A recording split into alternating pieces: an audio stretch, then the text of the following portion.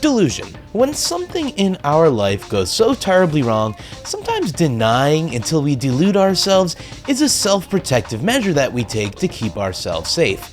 Farting in an elevator is bad enough, but if you feel that doo-doo butter start to run down your leg, you can protect your ego by deluding yourself into believing that you're just a simple mud wizard casting a stink cantrip. Or when you've received so many blows to the head that it's just better to live in the delusion that you'll not receive another one ever again. But what happens when you can't escape the delusion that you've created for yourself? Because escaping it would negate everything you've built your life and personality on, and essentially render you into a void in a human shell. Well, you get Mark Hetero Awesomeness Fitzpatrick, a man whose fragility is akin to the antennae of beautiful glass butterfly sculptures, and the founder of the nonprofit Hetero Awesome Inc., the group responsible for the Hetero Awesome Fest. He's also allegedly a heterosexual, if you couldn't tell. Although, according to public opinion, that too may be an element of Mark's ballet of delusion. See, the last time we talked about Mr. Fitzpatrick, we discussed the hard, blood-filled lines of battle upon which he lays his heterosexual trench, and examined footage of his heterosexual display of agility on the bouncy house.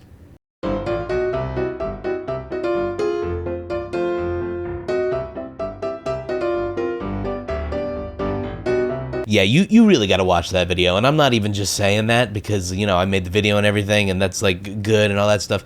Skip all the parts of me if you want. I don't even care. You need to see the footage to believe how pathetic of a failure this event was. Like, it's historic, and it's so hope-inducing in these exhaustingly fascist times. But long story short, Mr. Patrick's perfect fit through a huge festival to proclaim his heterosexuality. Nobody showed up, and the world rightfully mocked him for his hate-based efforts. Sounds like the festival was a failure, right? You woke idiot. It was a rip-roaring success. You just ask Mark. Weekend was big success. We did what we said we were going to do, which is provide a free event for people to come and celebrate traditional family values, gather together with kids. Boy ain't rat. So it's clear that post-Hetero Fest, Mark has dived deeper in his delusions, as he denies to himself and the world that his event was a failure, and nobody wants to play Nazis with him.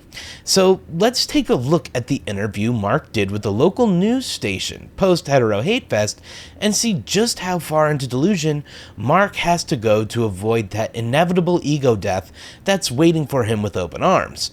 We'll also take a look at the comments that you silly little gooses left, because holy hell, you guys read Mark for the filthy little fascist freak he is, and I love you all for it. And as a bonus treat, we're going to look at some of the hilariously hetero events that he holds at the bar, like a nice open carry-in coffee. But if this is your first time here, welcome. I'm Hellion.Vision, and we mock bigots around these parts, so if that sounds like your activation phrase, I want you to go ahead and hit that button down there. Don't make like a typical hetero and ignore it, okay? I don't care if it's hard to find. You have one job to do. Am I right, ladies?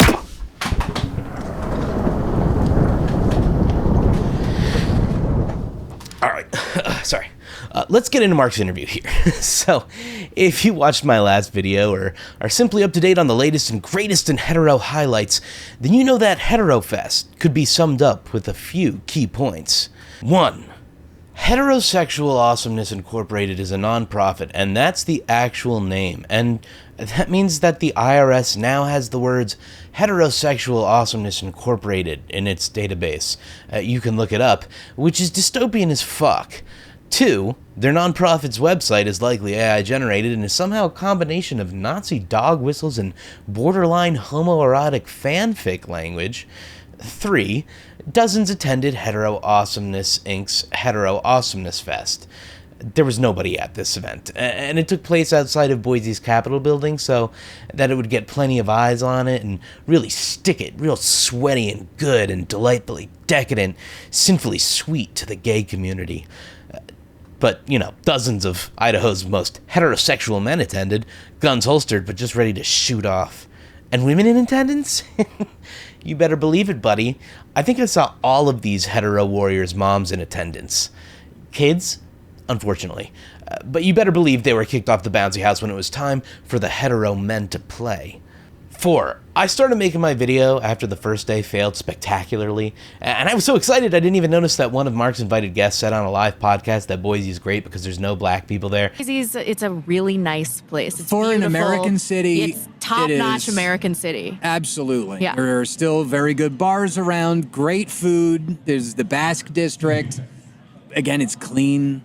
There aren't any black people here. And tons of Mormons, which There's is a lot of Mormons. chef's kiss in a city.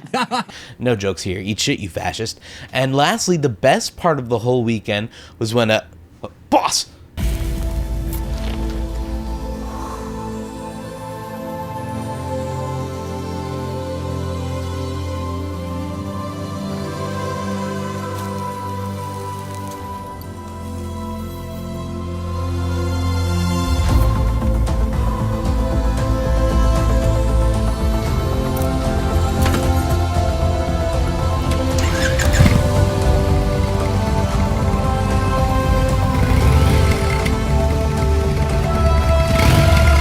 That's right, folk punk badass Daniel Hamrick was able to get onto the stage and mount a protest by singing a pro-trans folk punk song called Boy. An incredibly brave move considering the open carry obsession of chicken chick Mark Zuckerberg and his Fashbook flunkies. It's also an incredible song in its own right. Be sure to give Daniel support on his Instagram and YouTube so his music can continue to fuel the good fight, you know? Man. I wish we could talk to him, dude. It was like so cool to see that protest. Wish we had the internet. Wait a minute. The internet. So how do you kind of introduce yourself as an artist? Oh gosh. I mean, I guess it really depends on like the context. So like if I'm introducing myself like in like the punk scene, I'll be like, "Oh, hi, my name's Daniel. I'm the front man and a co-writer for the band Buzz Bomb 711. But if I'm like gig hunting around town, it's like, "Hi, my name's Daniel, and I'm a solo musician in the Boise area, and I'm looking for like new venues." It's really like contextual. But I guess if a sort of general, the world, sorry, Daniel Hamrick, singer-songwriter, occasional videographer. Oh, okay. And forever DM. Oh, dude, yes. Okay, so I had some questions about that because I DM myself. We have a lot of dorky things in common that I do want to get to. But let's start with music because obviously you are a musician and you're getting a little traction for that right now. But what's the context of music in your life? Has it always been with you? You know, what's music to you individually? Oh yeah, well, so I grew up doing musical theater, so that obviously had a big impact on like the way I perform and write and the music I listen to. But my dad is a phenomenal musician and really big into like musical history, and we grew up listening to all sorts of different music and learning about different artists growing up. And then it was really my dad and my oldest sister who had like the biggest impact on my childhood music tastes. And it wasn't until I was moved to Georgia with the Army that I, for the first time in my life, was like, I get to develop my own musical tastes now. Huzzah for me. And that's when I really got into the traditional Irish folk music and kind of fell in love with that. So you started in the West Coast, and then you mentioned you were in the military, and that brought you to Georgia? Yep. So what's the story behind that? So I had I had joined the military as a result of what I attributed at the time to a religious experience. I guess I would still attribute it to a religious experience because that's what it was. I was still a boy of faith at the time. And I felt this calling. I described it to people as like when someone gets their head right up next to yours and they try to point at a thing, and that's what it felt like the like God was doing for me. He was saying, oh, that's where you're going. I work for you there. Right. And so me at like 13, 14 was like, well, I don't want to get eaten by a whale, so I guess I better join the army. I don't want any biblical shit happening to me. That stuff's severe. Yeah. Oh, exactly. And so I joined the military. Awful time. I struggled a lot with suicide. There was a lot of abuse in my marriage. Like, it was just not great. And it was, I mean, my high school sweetheart, been dating since we were 16. Yeah. We got married while I was in the army. Oh man. And there was a lot when you're tough. 16 and you don't know. Can I curse here? Oh, I don't get, dude. Okay. You saw one of my videos. You can curse. I'm saying dick and shit. But when you're 16 and you don't know shit about fuck. Yeah. And you get married, and on top of that, all the stressors of like military life, both for like me and being a spouse in the military. It's not a great time, and it manifested in some bad ways. And so there was a lot of it was just not a great time. I was a mortarman in 3rd Ranger Battalion, which comes with a lot of like pedestal worship within the unit.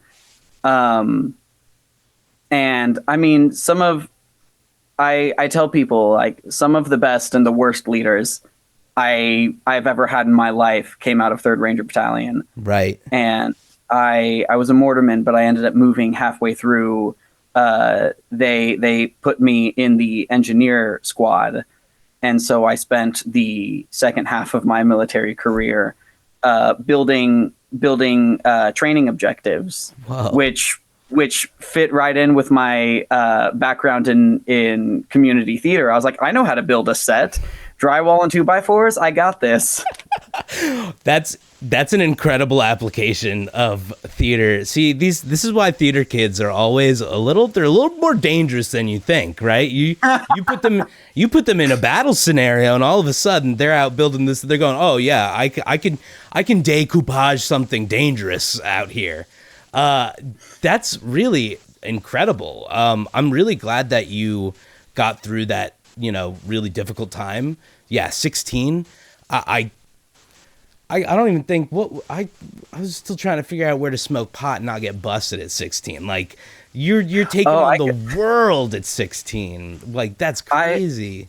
I remember when 19 years old, when I was like enlisting, going through the process, one of the questions where I was like, hey, have you ever done any drugs? And I was like, no, sir. And he was like, not even pot? And I was like, no. And we're in California, right? Yeah, He's like, not even once? And I was like, no. I thought I couldn't if I wanted to join the military. And he's like, what, are you just a fucking nerd? And this is my recruiter talking to me, and I'm like, what? He's like, that's basically an urban legend. What? That's crazy. He's like, we will take anybody.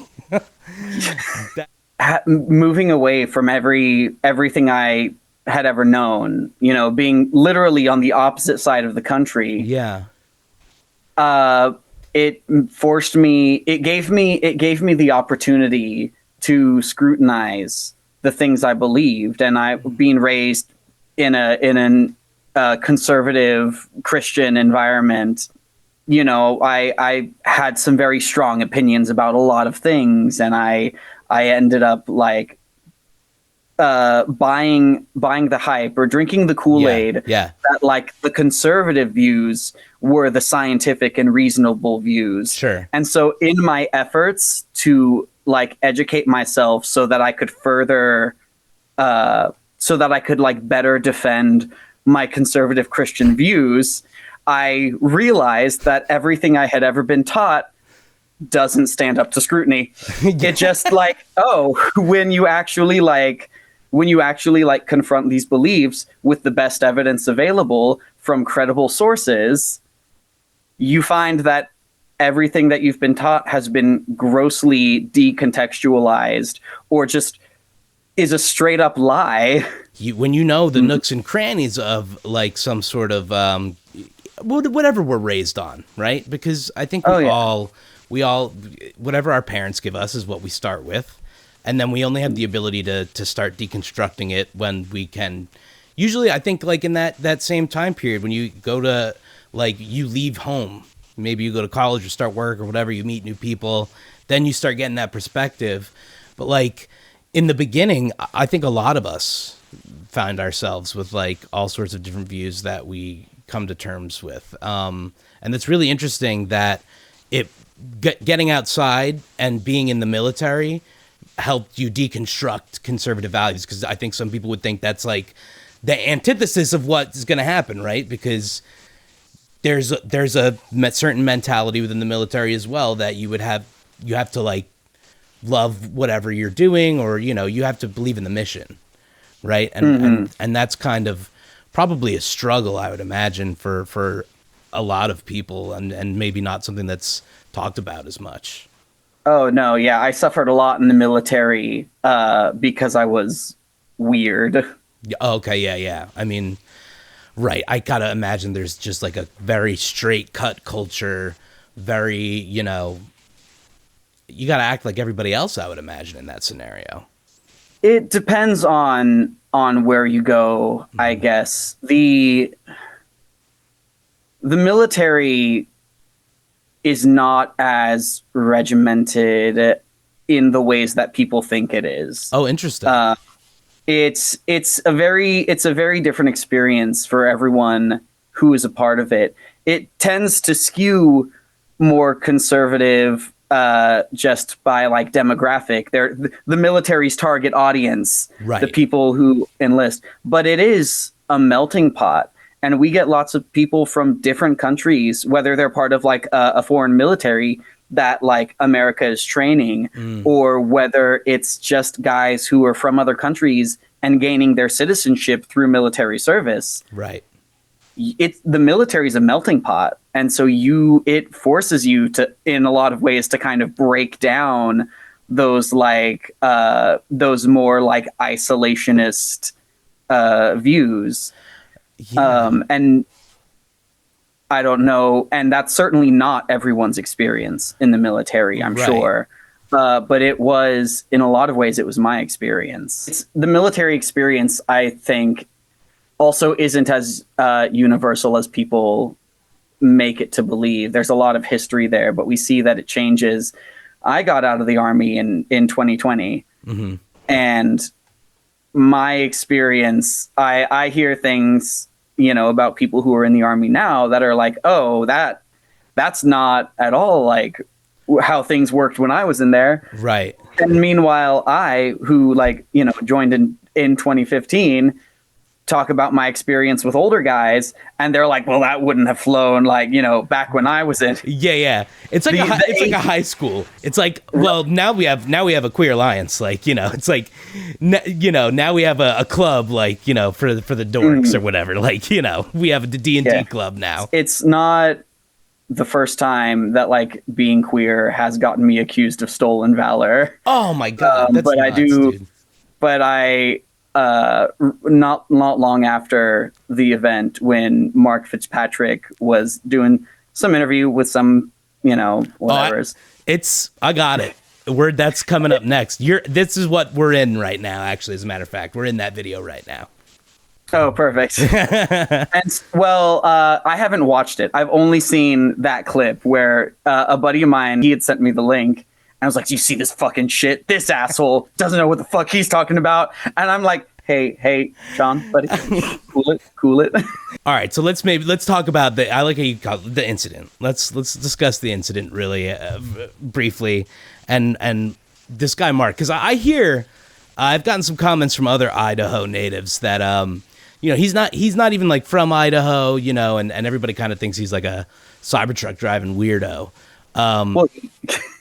Well, he is a Cybertruck driving weirdo, but I don't know him personally, right? And I don't know his history. Have you heard of him before?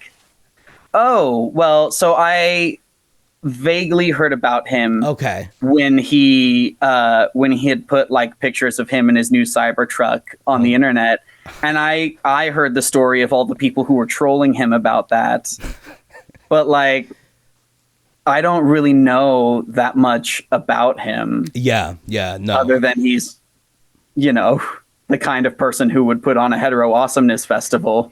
Who like has heterosexual like karaoke night or whatever at his bar. I just don't know enough about him to like make fun of him effectively. Lord, if I'm gonna target someone with my like malice and humor, I need to know them on a deeper level. And honestly, I just don't care about Mark that much. He started talking about my beret in that interview and being like, some sort of special forces. And I was like, oh, this guy just doesn't know anything. Like, yeah. He's so pretend. Like it's such a pretend thing. It's like you don't even understand that you're talking shit on someone that you should admire, according to your philosophy. I'm sure he's very genuine in his feelings about it. I'm sure he thinks he knows a lot. But like it's a real Dunning-Kruger thing, right? Oh, like 100%. I've been told he's an ex-cop. I don't know if that's true. And like I know a lot of people who go military to into police force, and those two things are also a very different world. So I'm not as active in the military community as I would like to be, mostly because I, working 4 jobs and like, being a dad kind of keeps you busy. Yeah. Who has the time? And I try to get involved in the ways that I can, but that's one of the things why I, in like interviews or in the comment sections, videos, I'm so vocal about like, hey, if what I did inspired you, great. But like, I'm just a guy who was uniquely qualified to do a thing. I had an afternoon free. I had an open day, and I was like, hey, I can make it to this thing. The stars have aligned or whatever to like get me in this space at this time. But the people who are like doing the work every day, the people who are like organizing things, that's a full-time job that I can't do. Yeah. If I can be loud and like visible and make people like excited about strengthening their community, great. But I'm not as involved in the different causes and communities that I care about. Yeah. As I wish I could be. Well, no, I understand completely, because you said you're a father. Mm-hmm. Yeah. I mean, I'm the same. I'm a father myself, and yeah, I mean that takes all your time and devotion and energy. And then when that little bit, like you said it perfectly, like when the way you said it, I was like, that's some dad shit right there. You said the schedule was open, grandma had the kids. An opportunity. I had the skill. Exactly, right. But you prioritize that, and like that is such an amazing thing. And actually, that's a good segue into some of my viewers had a couple questions. If you don't mind me pulling up some of their questions and asking you, we'll do them. I do, actually. Oh, okay. Shoot. Sorry. You guys. No, please. You guys are ruining me. Here we go. Now, into the questions that the people have. When was the last time he drank water? No, that was you. I'm just. When was the last time you drank water? Actually, I think I had a glass yesterday, and that set me up for the month. Yeah, that's one glass a month is pretty much like. First of all, the amount of water they expect you to drink is ridiculous. They want you to drink like 100 ounces a day. Come on. I would piss my pants. I don't have the bladder control for that anymore. As a 33-year-old man, no, we're not doing that. As a 33-year-old geriatric. Were you fearful that someone would attack you? Not really. Yeah. I mean, I'm a passing for white cis man. I figured they'd be pretty upset with me, but I wasn't necessarily afraid that it was going to happen, but I did take precautions in the event that it would happen. And so I had some guys there as a security team for me, in case things got bad. But we came in with the like goal of we are nonviolent. Yeah. This is a protester. We're not gonna like fight to stay on stage. Right. We're not there to cause a fight. Because we aren't the objective wasn't, I think I've said this before, the objective wasn't to upset the straights. Yeah. It was to reach out to the people who are trapped in that community, because like every other cult, they thrive off of isolating their members. Yeah. You really approach things with so much empathy. I really respect the way you view people that you may disagree with. Do you think that's maybe because of your background, like having been somebody who was raised conservatively and felt like I identified with it until something led me to not identify with it anymore? Oh, 100%. I make the mistake pretty often of getting into like Facebook comment arguments. I was kicked out of a Ranger group on Facebook because I kept, arguing with guys, and when they didn't have an argument, they would call me a pedophile, and it's like, all right, whatever. Like, they always go to that shit. Yeah, you don't actually have like a counter to my argument. So when you don't have an argument, abuse the plaintiff, right? That's how exactly. the quote goes. And I don't know, maybe part of that also contributes to the lack of fear, I guess, in getting into that situation, because it's like, this is just the same thing that I'm used to doing, except it's in real life. It's not over like Facebook comments. It's basically a Facebook group in real life. Like it had about as many people as your local Facebook group. Yes, like if a Facebook group gained sentience, it would have been the Hetero Awesome Fest. And I mean, that's just there's just no way around it. It's the same people.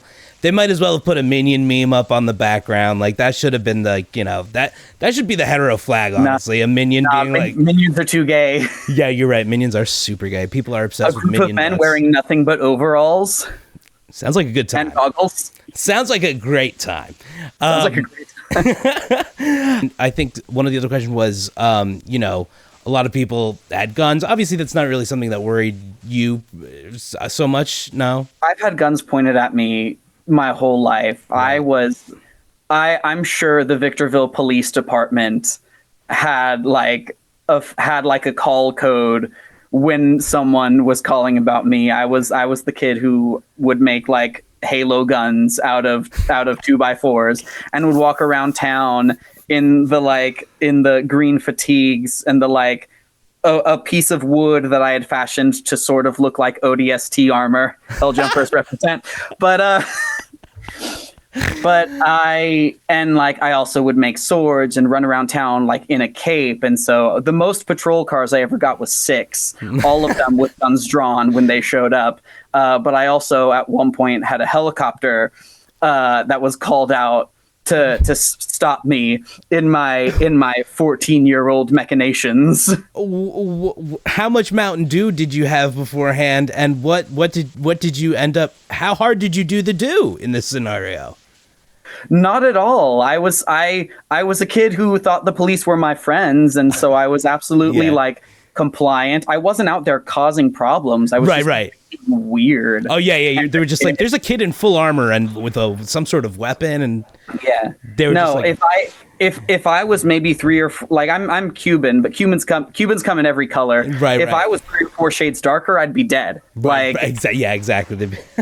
Shit, man, that is so funny. So you'd say the most guns that have been drawn on you were in your teenage years as a Spartan, then? That sounds about right.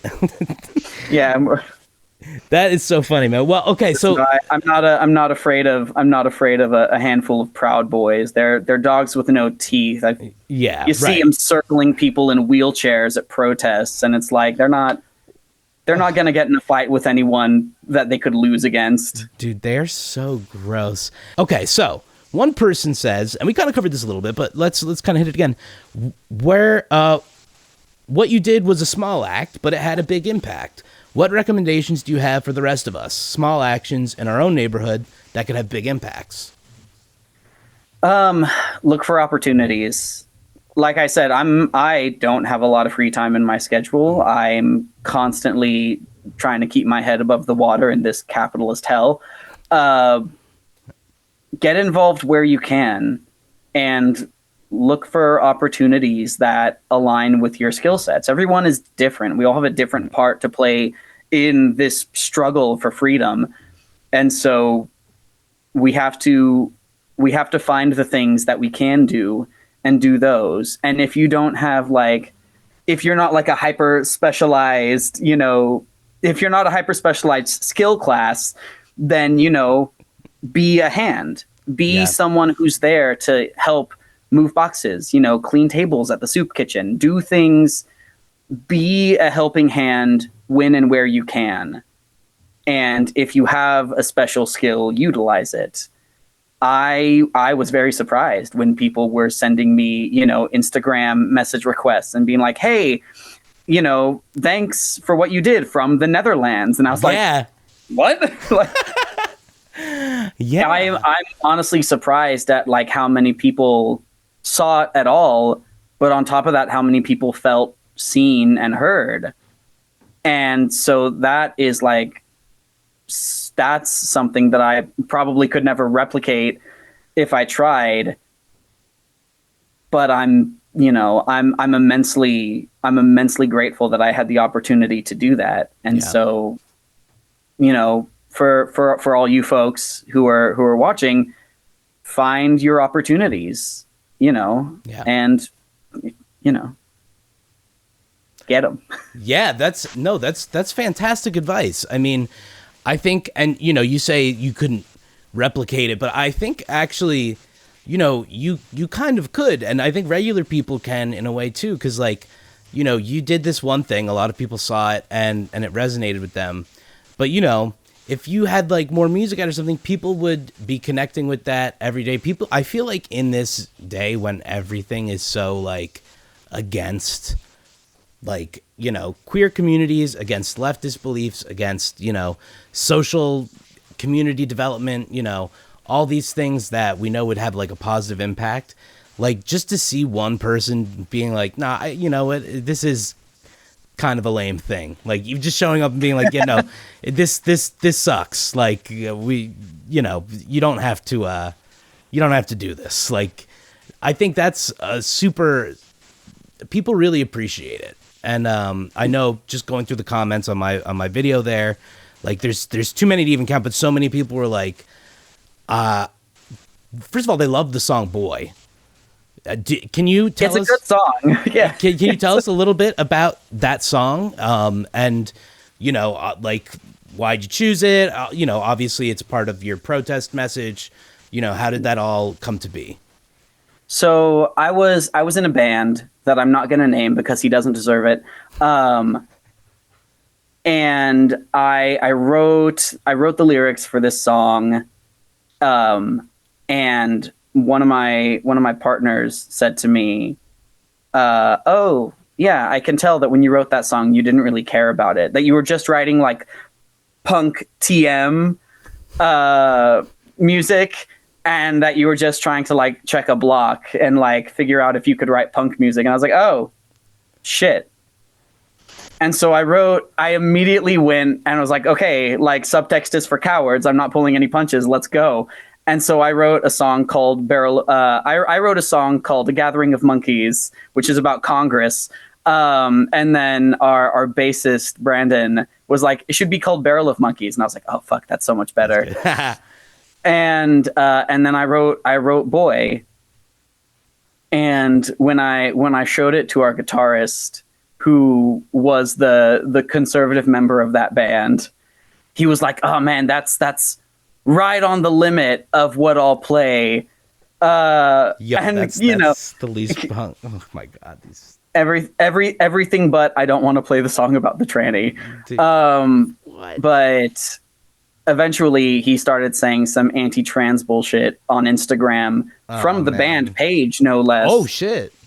And so Mike, the drummer, Brandon, our bassist, and me all kicked him out, changed our name, and we got our new guitarist Ryan. And so now we're working on music, we're writing, and we're learning some of the old stuff, and we're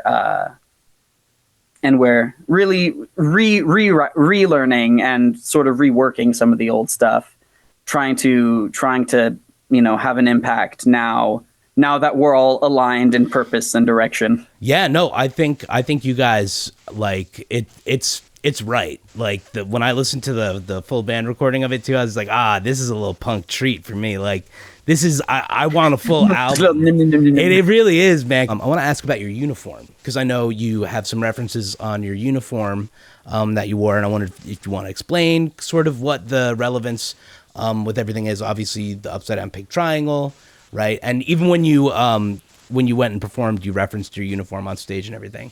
So can you give us a brief explanation about your message behind your uniform? So, I mean, the battle jacket, some things are more meaningful than others. I've got the big, pride heart on this side, and that's just sort of a general, not to be mistaken, like, hey, this is who I represent. Yeah. On this side, I've got an old IR flag. We wore these in the field, and it's upside down because the country is in distress. I've got my pronouns here. I've got a pin here of Chompette, which was made by an artist friend of mine who I'm gonna have to like. We're gonna put it's on the screen right there. Yeah, it'll be on the screen. I don't know what name she would want me to put on the things. This Let Freedom Read is actually one of my partners that they got at their old library job where they used to work at, which I also won't name for safety reasons. And then, of course, this, so that the Nazis know I'm a faggot. I'm wearing the colors of my people. Dude, I love it. No, everything was checking off all the boxes. I was like, yo, this is an actual punker coming up here and actually giving us some real shit. So I really appreciated the battle jacket. Now, another question I have here is, what were the vibes and interactions, if any, with the handful of people who actually did attend, in all seriousness? So mostly, I'm a passing for white cis man, passing for straight when I walked through. They're double checking your mustache, but they're like, all right, well, well, so yeah. So I introduced myself to the fellow who was running their stage. Okay. Shaking his hand, like introducing myself. Hey, we've been talking in the emails. That's me. I'll be sitting right over here. So whenever they had no schedule. Yeah. There was no, because they didn't have enough artists. So it was just as people showed up, they were like, okay, you're on next then. And I was like, oh, all right, fun. I'm ready. I mean, it's 0 people to perform to at any time, so. Right. But so I was just sitting there off the side of the stage waiting for him to be like, all right, are you ready? Cool, let's go. And a gentleman they had hired to do B-roll for the festival came up to me and, started a conversation. And I was very specific in the prep for the Hetero Fest. I was very specific in the language that I used on my phone calls, in my emails. Right. I never wanted to tell a direct lie.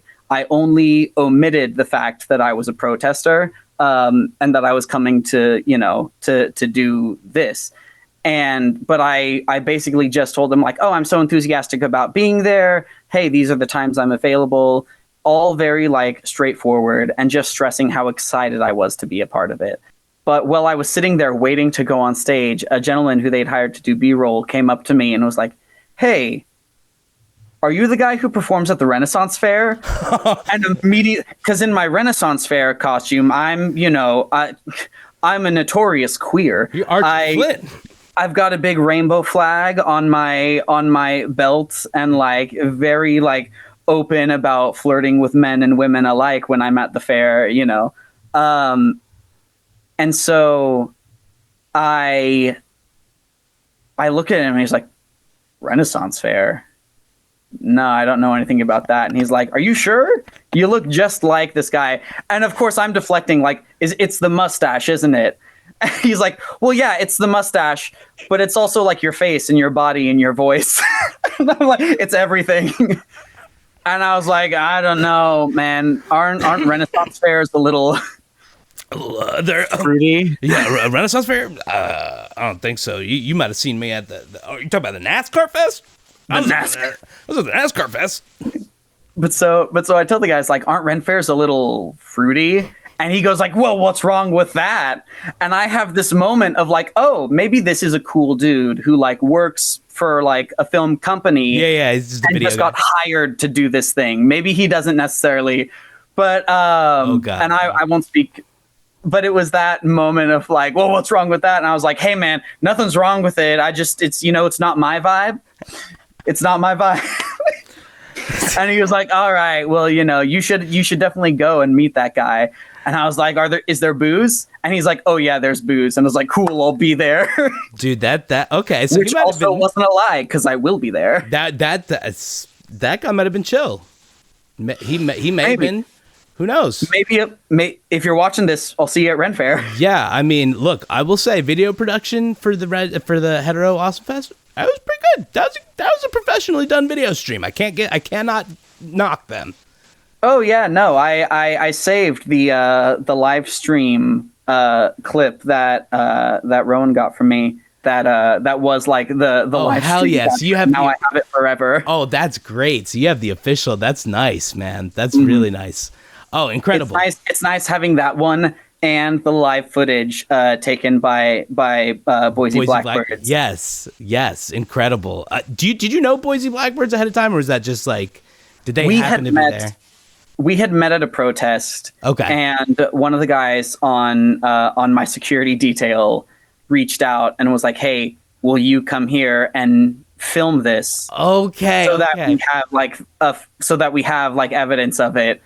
Like both to like get it chronicled, I guess, but also in case the worst happens, right? We have video evidence of like, look, we weren't starting fights, we weren't there attacking people, basically, so they couldn't lie about us. Yeah, that makes so much sense because I was like, wow, what are the chances that this guy got here at the exact right time to see this protest? Like when there's like 2 days of nothing. And you just happen to stroll. Okay, that makes so much sense. So kudos to both of you. I mean, obviously, kudos to the whole team. You guys are all awesome. Where's the best place for people to support what you do? I guess the best place. I recently had to close down my Patreon because when I was doing bondage tutorials on YouTube, I noticed that too. Yeah, I'm very talented. That's what I'm saying, dude. You do a million things. Like I'm like, damn, these rope harnesses like crazy. Like actually, Shabar, what is it called? What can I say? The ADHD hits like a freight train. I know I know that one. But I recently had to close down the Patreon because I can't do the things that I like promised to do via like the Patreon tiers, right? Because I just don't have the time. Yeah. If I also want to like not be homeless. Yeah. But you can find music on YouTube. You can find it in most places. Again, not Spotify, because I guess we can get into that now. Yeah. I'll say it fucking everywhere I can. Spotify made it their policy, I think it was January 2024, that they weren't going to pay royalties to any music that got less than 1,000 streams in a year, which is... Yeah, that's crazy. Which is like just stealing from small artists. It directly targets people who are making music for a small community. They just don't want to host. They just don't want to host the music. Like they have so much money though. That's crazy. That's nuts. Well, who cares? Who cares who gets hurt as long as the profit margins get bigger? I know. YouTube is probably the easiest place, but you can also find it on things like Apple Music and Tidal. Those kinds of places. I have music up. It's Dan Ham, capital D, capital H. I'll probably throw you the link to my Beacons page. It's like Linktree but for poor people. Okay. And that'll be the best place to like find all the links to things, and you'll find the Dan Ham stuff there, as well as the Archer Flynn stuff. Perfect. Yes. Oh, and then you can find BuzzBomb stuff. I should probably add the BuzzBomb stuff to it. But you can find it's BuzzBomb 711 on TikTok, Instagram, Facebook. Awesome. And we're going to link all that in the description. So if you're watching this right now, go to the description, make sure you follow all that stuff, and you're supporting Dan Ham. Do you have a name for... If you don't find it, I'll know. Yeah, that's right. We will know. We're both looking. Do you have a name for your official fans yet? And if not, could I request Ham Hawks? There's another Renaissance Fair performer who goes by the name of Ham Hawk. So we're not going to take that from him. He's a great guy. Damn you, Ham Hawk. I don't think I'm at a place to like name my fan base. If people enjoy the music, great. I needed an excuse. I've been asking for like acoustic covers of Boy. Yeah. And my whole thought for that is like when I'm in my like Colin Hayes era, I'll do acoustic versions of all the old songs. But right now, like that's the band music, and we're gonna record and perform it as a band. Dude, I can't wait to hear the Buzz Bomb 7-Eleven stuff. I can spin Boy in my car and have it in the full punk glory. Like we're working on something. I've got a buddy.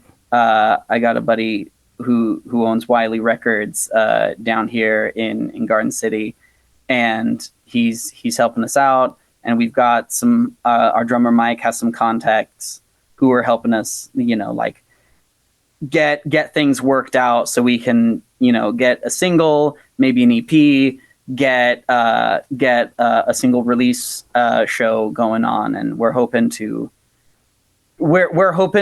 catch the momentum before it dies out completely.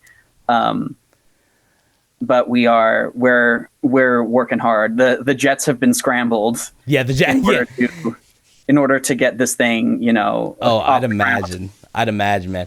Can I send you another link real quick? We'll do just like a quick 10 minutes of fun stuff, D&D. Absolutely. Okay, cool, man. I'm gonna send you another link. Same thing as last time. Okay. 9. What? Hey, how's it going? What? Oh my God! You could juggle? Damn it, Daniel! What can you not do? I can't read, but I'm a wizard at numbers. Oh, I love that. Okay, numbers are the words of the numbers. Speaking of which, that was awesome talking to Daniel. He's fucking so rad. Make sure you're following him on his socials. I'm gonna have him linked in the description down below. So make sure you're supporting him. Music is so important to fucking fueling our beliefs and making people feel like they can, believe in something that's greater than what we've got going on right now. So make sure you give him all the love for just like braving that shit and putting up a badass one-person protest. And huge thanks again to Daniel for even talking to me. I know there were so many of you that were really inspired by his performance and had so many cool things to say about it. I hope this was like a cool thing for you guys to experience. So now that we have all that context on how the weekend went down, let's look at Mark's interview where he's talking about how the weekend went from his perspective. Okay, so, and we're gonna use the full interview, not the TV cut, so there's no taking something out of context, anything like that. We're gonna listen to the full stupid answers. Okay, so let's get into this. Sounds good. Okay, so your overall impression of the weekend. I'm sorry, really quick. What are these guys so afraid of that they always got to keep the blicky on them? Is there really a situation in your own bar in the middle of the day while you're being filmed for an interview that you're going to need that thing? I mean, it just gets to the point where it feels like some kind of overcompensation or a security blankie or something. Is it about the weapon anymore? I just don't get it. Someone let me know what's going on with that. Is there something I'm not seeing there? Is there some good reason to have it on him right now that I'm just not aware of? Or like, are gun people looking at this and going like, what is this guy doing? Like, is it weird to you guys too? It's weird to me. Let me know if you have an actual clue as to why he's doing it. I'm just assuming it's because he's a scaredy boy. Overall impression of the weekend was big success. We did what we said we were going to do, which is provide a free event for people to come and celebrate traditional family values, gather together with kids. We had the kids zone set up. We had a stage set up with great music. We had the food and beverage there. And we had booths there with people and sponsors and everything else. So a lot of it was really, really good. We had some things to contend with for sure, one of which was some chilly and rainy weather on Friday that I think kept quite a few people away. And then some chilly weather on Saturday that was breezy. And then we also had the onslaught of nonstop attacks from the morally bankrupt, degenerate pride community. Hi. On anybody that mentioned that they were going to get involved with our event in the months leading up to it, which caused a lot of sponsors and people to say they weren't going to be involved or attend. Like, chilly weather and gay bullies ruin the Hetero Fest, Mark? That's not very masculine. And what are all these firearms for if nobody's gonna nut up and just shoot the goddamn clouds out of the sky so we can have a nice straight time at the fucking Hetero Festival? What's going on here, boys? So was... How do you base that on success then? How do you say that's successful if attendance was pretty low? Because we did what we set out to do, and we celebrated traditional family values. And people both locally, across the country, are thankful for it, and they're glad for it, and it's a great start. We learned a lot about what better to do next time, and how to do the event better. I mean, if your goal was to spend a couple days outside playing heteros, then yeah, mission accomplished. It was certainly a success, but I think we both know he's talking finances here, Mark. We can all go outside and play hetero, but how much did it cost you to play? Because it is a game that should be free, but you were determined to show off your heterosexual sense of pageantry, and I'm assuming you wanted to at least break even on that, so let's go, Mark, Doge style. Let's crack open the books. Let's hear about that world-famous transparency. What did this event look like financially? Okay, because you said that you spent $85,000 on this. That's about the total budget. Okay, but you only brought in about $25,000, $35,000? It's close to 35 to 40. You spent 80 grand and still couldn't convince the world that you're straight? We have more people that are now donating because of the ridiculous onslaught of nasty and disgusting pride people who are attacking us for doing what we did. We set out to celebrate traditional family values, and because of that, you have these wicked people who are attacking me and everything that I do and every one of my sponsors, and they are the most depraved people you can imagine. One of my sponsors just sent me a clip of somebody saying that you guys urinate in your mouths. That's what he said about that man and his family. That's absolutely disgusting, but that's just one of hundreds of examples of how wicked these people are and what they do. Okay, which one of you said the P thing to Mark? That's hilarious. Could it be that people just didn't want to be a part of it? No, a lot of people wanted to be a part of it.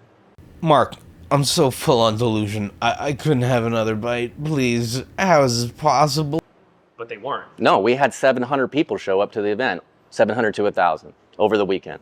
Mark, Boise has 250,000 people in it. Even if you got to 1,000 people, which you didn't, that's less than 1% of the population of just Boise, which means basically 0% of Idaho wanted to go. So I think it's fair to say nobody wanted to be involved with the closeted self-loathing Nazi rally. Come on, can we get real? I'm so full. Next time... That's a success, though? For $85,000 that you spent? This is not about money. If it was about money, I would have charged more than $5 for a beer. This is about doing what we said we were going to do and celebrate traditional family values during this month when a lot of the country feels like they're expected to celebrate the moral depravity of what Pride tries to do at their events. Mark, you're confusing a lot of the country with almost 0% of Idaho again. Come on. Okay. But the video feed showed like it was pretty sparse, but 700 to 1,000 people is the number you kind of said you had through the weekend. That's through the weekend, coming and going. It's spread out. You know, I would have loved to have 2,000 or 2,500 people throughout the weekend. I think next time we would do shorter hours and compact things more. It was a little bit too long, but there's things we learned to do better. So there will be a next time? I think so. Based on what? I mean, if you're having a hard time getting sponsors, having a hard time people showing up? Yeah, I have some plans for that. Why do it again? Because the country, although in a lot of the ways they're still very weak, and I think that's a big problem of what we're looking at with our country right now. The country is weak, is that what you said? Yeah, I think that Christian conservatives in a lot of instances are very weak, bowing down to these very small minority of people that are just absolutely disgusting and threaten. So when they do a threat, a lot of these Christian conservatives will just say, oh, it's too much. This is too much for me to bear. I'm not going to get involved with this. Instead, if everybody would just stand up against it, this wickedness would go away back into the dark recesses and corners where it belongs. What the fuck did that guy even just say? That was a flurry of Christo-fascist jibber-jabber. Holy shit, just get out of the closet and love yourself, Mark. Yikes. Last time we talked to you about this a year ago, you said this wasn't about hate. But yet you had somebody there on site premises, and you spoke on the podcast, somebody who very much promotes hate. How do you respond to that? How did he promote hate? David Riley? Mm-hmm. Do you know who he is? I do. Okay. So you're aware that he's an anti-Semite and a white nationalist and does say those things on his podcast on a regular basis? You need to define those things because everybody has a different idea of what those things mean. Oh, he knows it, buddy. He got your goat. These little bigot boys are so cowardly about their hate. They use their little secret code words, and when someone gets in their face and says, hey, you know this guy's an anti-Semite, right? They run away from expressing their true ideology like cowards. Mark, you say you need to define anti-Semitism and white nationalism because everyone has a different meaning. No, Mark. No one needs to define that. It's one of the most simple questions in the world to answer in this context. And if you need to pivot into having the liberal media define it for you, then you're even more of a coward than we already knew you were. Little bigot chickens, all of them. Cluck, cluck. Okay, so this weekend, for example, this weekend, on the podcast in which you were on, he mentioned that Boise is a beautiful, clean city because there are no black people here. Okay. And that's okay with you. This I would not have said it. It's not what I would do. He's his own person. So whatever you want to know what he meant by it, if it was meant to be derogatory or a joke or whatever, he has his own show with his own style, and that was all it was. He was not sitting in front of any crowd of people. Nobody heard what he was saying at the event. Are you okay with that? Okay with what? With him saying that. Okay. If I'm going to be not okay with things or apologize for things, I would have to apologize far more for all the wicked pride people who came into our event and did wicked things. We had a man who wanted to come in and show his penis to everybody. Okay. We had somebody else coming in screaming. What's that? We don't have that on video, though. So it doesn't mean it didn't happen. I have witnesses. I do have this stuff on video. Nice attempt at a pivot, you bootlicking fascist fuck. We all know that if that actually happened, you would show the world the video. And you would not shut up about it. That would be your new personality. You just got called out for being a white nationalist piece of shit, and it got you scared, so you immediately tried to frame queer people as being grosser than you. But nobody is grosser than a little chicken shit bigot like Mark. And we all see that clear as day.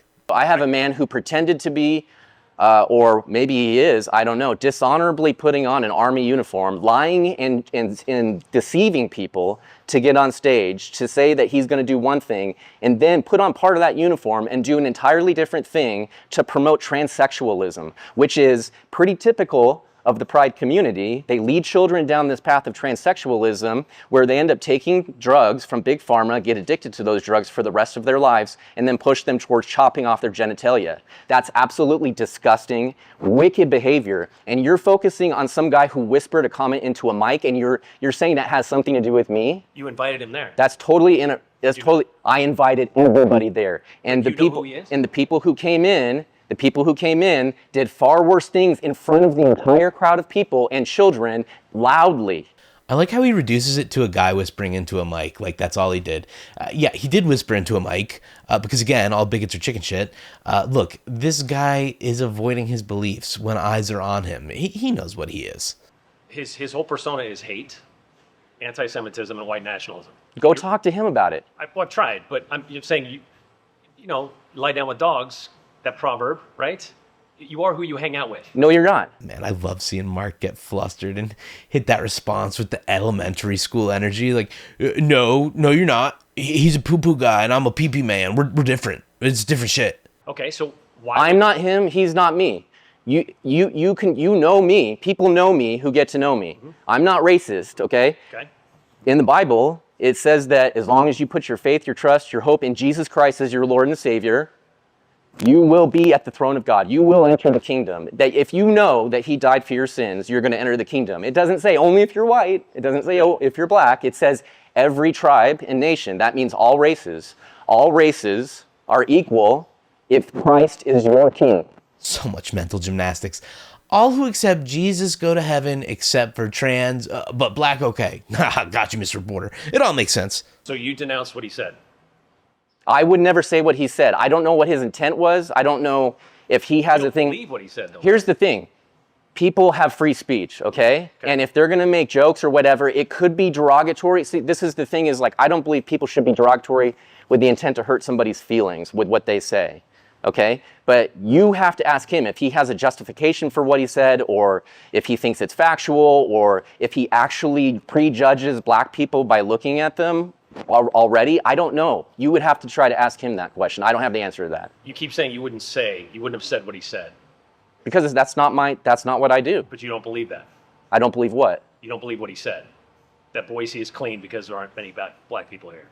I think Boise's clean because we have less wokeism than other big cities. It's not about black people, it's about liberalism. The liberalism comes in and the city goes downhill.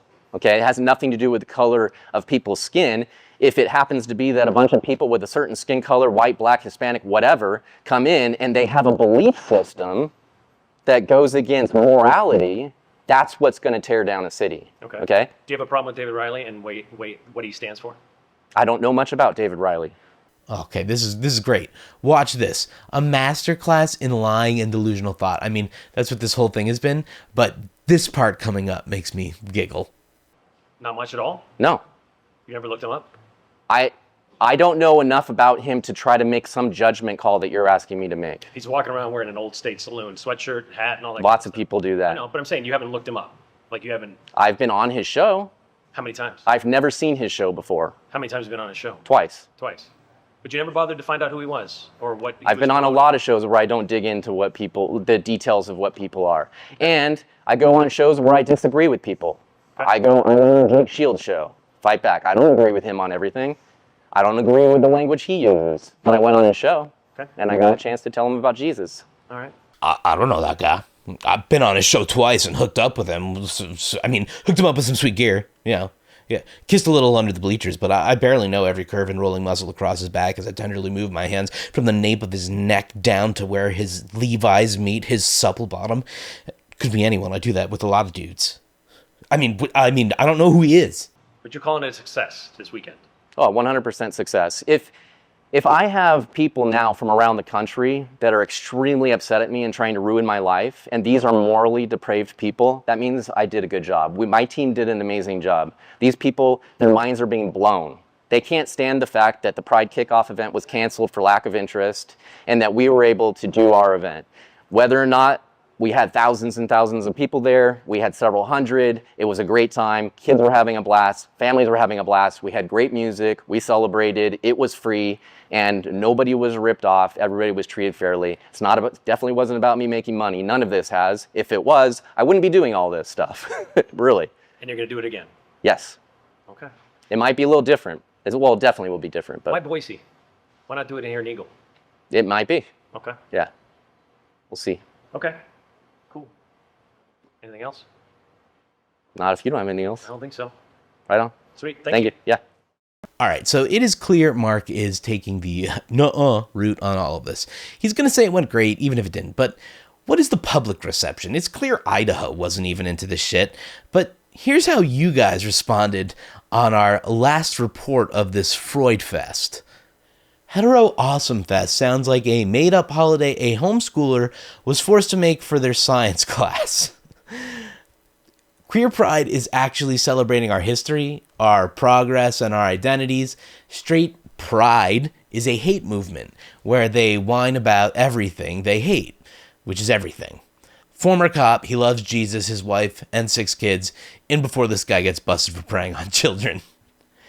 Okay, I think I get it now. Mark got made fun of for having a lisp as a kid, but instead of fighting bullies, he became one. Hetero Awesome Fest is the gayest thing I've ever heard of, to be honest.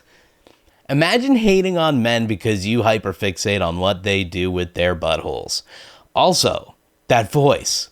Girl, that self-hatred just reeks. Okay, but is anyone clocking the gay voice? Love how the first speaker has a voice and inflection very associated with homosexuality. Hypocrisy of the highest order? Is he really called Mark Fitzpatrick? I imagine that behind closed doors, Patrick fits Mark too. That man is 100% gay, and he's fighting it so hard that he had to put on a self-hate festival.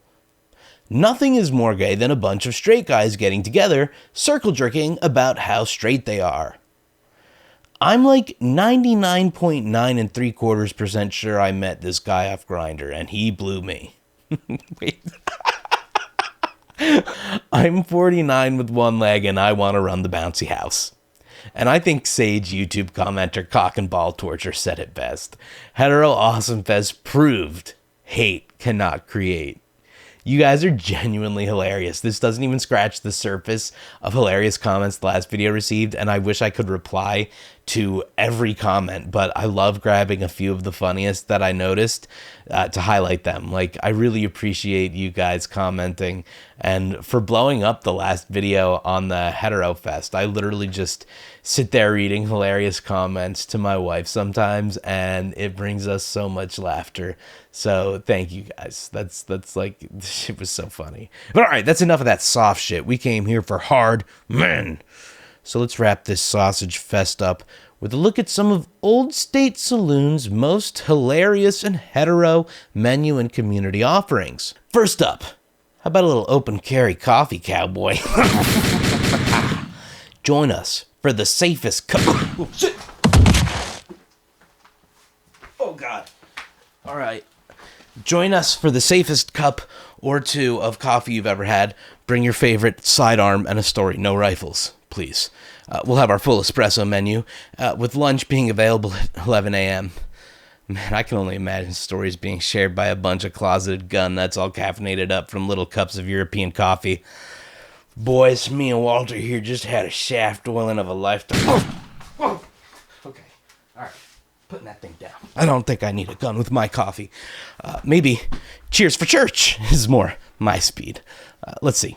Every Sunday from 11 a.m. to 3 p.m., all churchgoers get a free beer or root beer to toast after church. Continue the fellowship at Old State Saloon. Oh, cool. So you go to church and then you go to the bigot bar and get hammered and forget anything that was said that may have had the most infinitesimal chance of inspiring something a little less bigoted within you. Yeah, your mileage may vary on that, statement based on the church, of course. But shit, man, fuck, this isn't working. Let's try something else, because 11 a.m. is a little early for beer, for me, personally. So, okay, hear about this conspiracy theory trivia? The picture doesn't inspire hope, but let's read the description. Join Mark Fitzpatrick and Ian Carroll for 2 nights at the Old State Saloon. Sounds gay, but let's see. Win a Pew Pew prize. God, there's nothing more hetero than calling a firearm a Pew Pew. Holy hell. Old State Saloon presents Conspiracy Theory Trivia 5 and Salooncast with Ian Carroll, a 2-night blast of truth, tech, and patriotism. Are conspiracy theorists just tinfoil hat lunatics as the mainstream media spins it, or fearless patriots exposing the world's hidden truths? Find out at Old State Saloon's Conspiracy Theory Trivia 5, co-hosted by the bold Ian Carroll and Old State Saloon owner Mark Fitzpatrick on Tuesday, July 8th at 7 p.m. Join a saloon full of red-blooded patriots for a fun night of digging into conspiracies, past, present, and future, packed with education and laughter. The grand prize? A brand new Pew Pew. I'm just picturing these dudes running around the bar playing pistol tag like, pew, pew, pew, pew, you got me, ha! It's just fucking lame. But no surprise there. All of this stuff is just theater and insecure gender performance taken to the logical, nightmarish conclusion. The good news is that Mark may be able to fill his bar with the same cast of bigots week after week, but as the Hetero Fest failure showed us, the majority of people are too smart for this thinly veiled Nazi-coded freak fest. We see all this shit for what it is. It's not protecting children or anything like that. And Mark is so deep in delusion, it's hard to imagine he would ever reflect on things and choose to live in a way that isn't led by his insecurity complex. It's possible he could change, approach his fellow human with some more empathy, and I would love to see it happen, but yeah, I've got the under on that one. Or the bottom. But the reality is, we're all capable of becoming deluded like Mark. It's clear he's bathed himself in his beliefs and the media that confirms his biases. So much so that he contributes to creating that kind of media with his own programming that spreads the bigotry he holds dear to his heart. He preaches these things as absolute fact, that it's God's design, and for that reason you should believe what he's saying without a second thought. The reality is, he's not the only person who does this. All of us who create media bring our biases into what we create. I mean, I obviously do that myself, and I try to wear my own biases on my sleeve, but that's also why it's important to me to periodically remind anyone who views my work that you shouldn't listen to anything I ever say and just take that as an absolute fact. You can get pointed in a certain direction from watching some of my shit, but it's entertainment, you know? A healthy and strong mind is created by doing research, taking in multiple sources, and creating your own conclusions, right? If they incidentally line up with something I said, cool, but it's critical that you always think for yourself. These hetero awful guys have deluded themselves into believing that they are engaging in independent thought. But if they had done any research on the things that they talked about outside of the circles that they just want to hear from, you know, Nazi shit, they wouldn't be so willing to make absolute public embarrassments out of themselves. At this point, there seems to be only one thing that would save guys like this. Massive heterosexual ego-death. It all comes from a place of delusion. Cities get destroyed over the sexual confusions. Insecure men creating war within a breath. They need a heterosexual ego-death. One of these flaws could destroy us all. Just because it's really bad, you call this penis small. Or if you've got a move on the gay-ideation, they rather hit the button and just wipe the fucking nation. Do we have any heterosexuals in the house tonight? My hands, ball. Something else must be spot. By the way, I'm looking over at Boise PD. Thank you, guys. Any heteros over there? Citizens take rubber bullets in the face. While bigots measure deaths in the bounty house race. American rights are at risk every day. But these bigots get jealous if you get on parade. Hetero delusional, they need evaluation. Everything they do is just a gender confirmation. Some of them get this gone till they need your confirmation. There's only one thing left that can save the population. Heterosexual ego-death. Heterosexual ego-death.